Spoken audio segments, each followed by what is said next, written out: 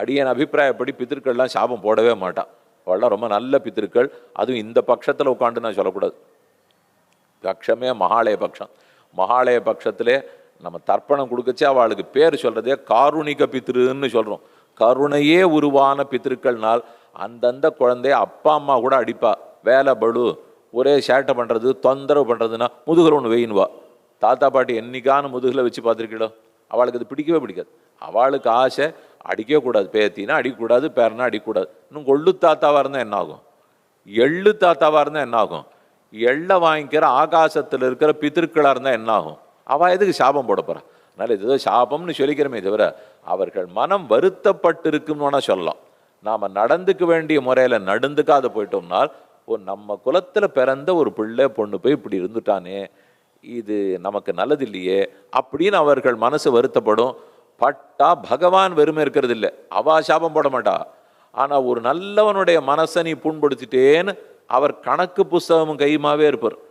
அடுத்தது உடனே உனக்கு ஒரு பாபம் என்ன பண்ணேன்னால் அதை நாம் தெரியாத பித்திரு சாபம்ன்றோம். பித்திரு வருத்தம், நாம் பண்ண தப்புக்கு பித்திருக்கள் பண்ணுற வருத்தம். அதே சமயம் கூடவே ஒன்று சந்தோஷப்பட்டுக்கணும்.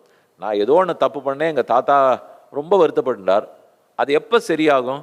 அந்த தப்பை மாற்றிக்கணும்னு நான் முதல் முயற்சி எடுத்த உடனே தாத்தா புத்தியை மாற்றி விடுவோம்.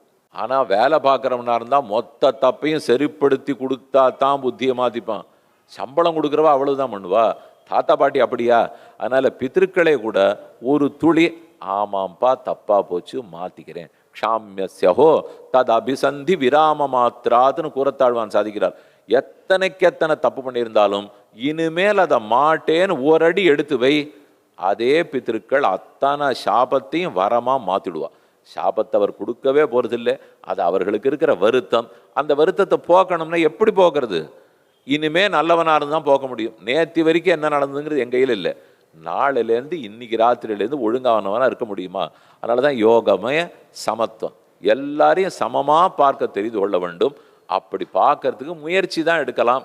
முயற்சிக்கு பித்திருக்களும் அனுகிரகிப்பா, தேவர்களும் அனுகிரகிப்பார்கள், பகவானே அனுகிரகிக்கிறான். இது வரைக்கும் அடிப்படையில் வச்சுப்போம். அதனால் கர்மயோகம்னு சொன்னால் சாஸ்திரம் சொன்னபடிக்கு எனக்கென்று விதிக்கப்பட்ட கர்மங்களை விருப்பமற்று பெருமானிடத்தில் நம்பிக்கையோட நான் செய்கிறேன்கிற புத்தியை விடுத்து செய்வது, இதுதான் கர்மயோகம்.